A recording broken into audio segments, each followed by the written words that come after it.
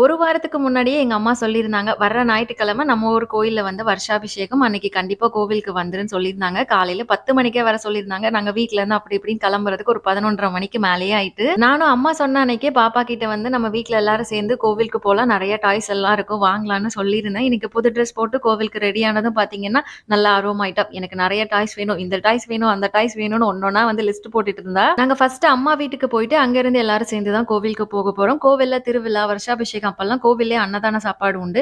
Taste எல்லாம் சூப்பரா இருக்கும். ஃபர்ஸ்ட் சாமி கும்பிட்டுட்டு அதுக்கப்புறமா சாப்பிட்டாச்சு. பாப்பா கோவிலுக்குள்ள போம்போதே டாய்ஸ் வாங்கணும்னு சொல்லிட்டே இருந்தா.